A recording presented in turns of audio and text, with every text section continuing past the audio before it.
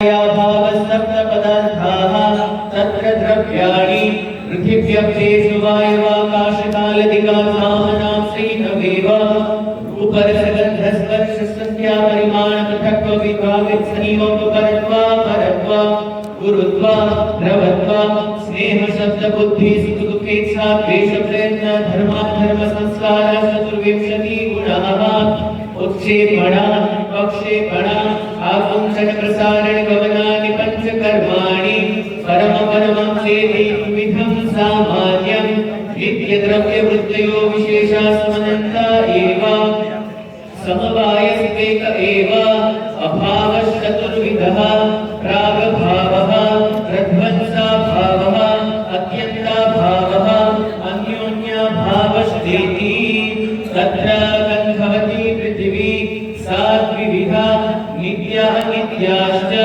नित्या परमाणुरूपः अनित्यः कार्यरूपः पुनस्त्रिविधा शरीरेन्द्रिय विषयभेदात् ॐ तत्सदिति शास्त्रक्रिया न्यायशास्त्रसेवा समर्पयामि।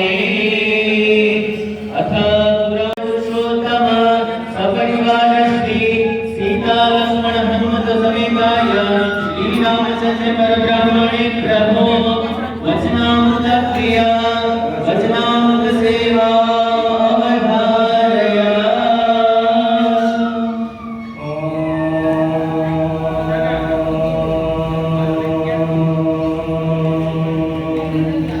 अवतारे श्री स्वामिनारायणाय नमो नमः।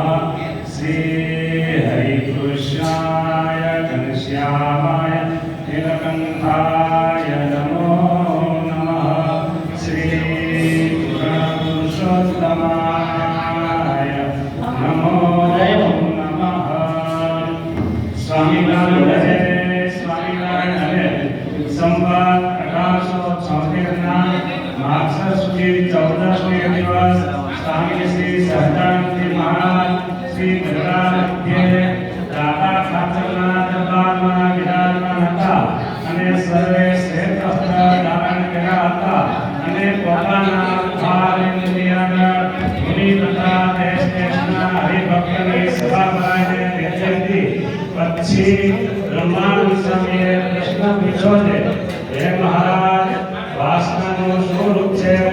ત્યારે શ્રીજી મહારાજ બોલ્યા છે, પૂર્વે જે વિષય ભોગવ્યા હોય, મીઠા હોય અને સાંગા હોય તેની જે અંતર્ગત વિશે ઈચ્છા વર્તે તેને વાસના કહીએ, અને જે વિષય ભોગવ્યાના ન આવ્યા હોય તેની પણ જે ઈચ્છા વર્તે તેને પણ વાસના કહીએ।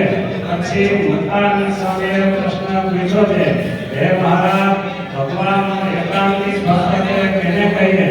ત્યારે શ્રીજી મહારાજ બોલ્યા છે, જેને ભગવાન સિવાય બીજી કોઈ વાસના ન હોય અને પોતાને બ્રહ્મરૂપ માનીને ભગવાનની ભક્તિ કરતો હોય તેને એકાંતિક ભક્ત કહીએ।